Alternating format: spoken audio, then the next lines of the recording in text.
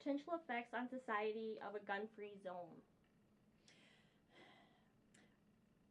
The problem with, well, you have to have a constitutional gun-free zone. And communities that have adopted gun-free zones have run into trouble with that. And I know that you're already familiar with the case from Texas where the Gun-Free School Zones Act was ruled unconstitutional. So you have to do it in a constitutional manner. People have the right to bear arms. Individuals have that right under the Second Amendment.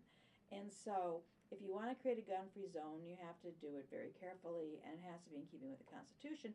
And we don't know what the limits are on creating gun-free school zones. All right, or any kind of gun-free zone, not just a gun-free school zone, but any kind of zone.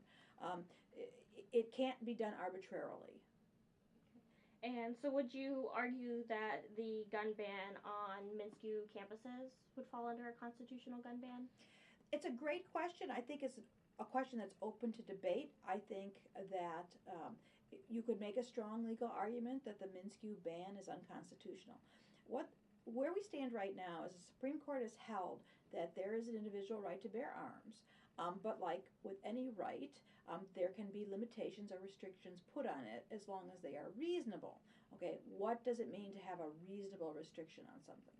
Well, a reasonable restriction has to be narrow, it has to be relevant, it has to be non-arbitrary, it has to be consistently applied.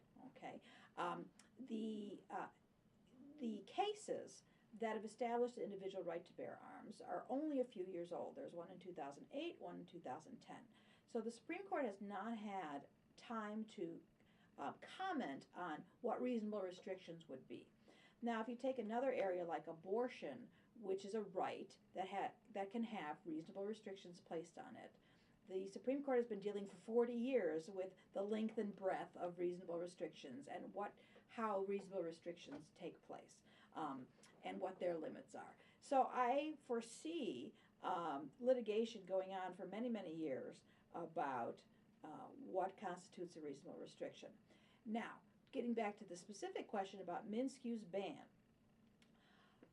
outright bans are suspect because of their scope. They're complete, right? And the Supreme Court tends to look very carefully at any kind of ban that involves a constitutional right. So the fact that the MNSCU ban is complete across all MNSCU campuses and for all faculty, staff, and students and administrators, I think may make it too encompassing. It may cross over into being unreasonable because it's too broad. Does that make sense? Yeah. Could you also argue that there might be a bit of discrimination involved, that non-faculty, non-student individuals could come onto campus and they have the right to defend themselves? I wouldn't use the word discrimination. What it is, it's an arbitrary application of the rule. The rule is banning certain groups from possessing firearms on campus while other groups are not touched. So, and that, to some extent, MNSCU doesn't have the ability to regulate members of the general public.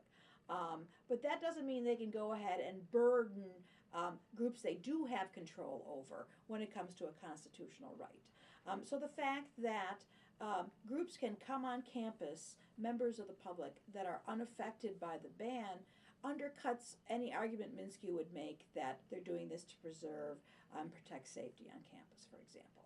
I mean, MNSCU needs to come out and give an explanation for why it thinks that this complete ban is necessary, right?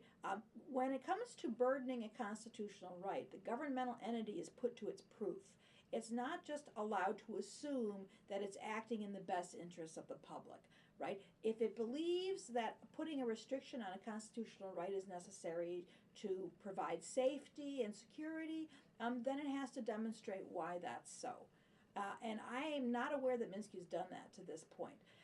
If MNSCU were to get sued over its ban, I expect that they would come up with some arguments about why they're increasing the health and safety and welfare of the people on campus. But the problem is, since they only reach the folks who are affiliated with the campus, they're going to have a hard time supporting that argument when members of the general public can come on campus and be armed.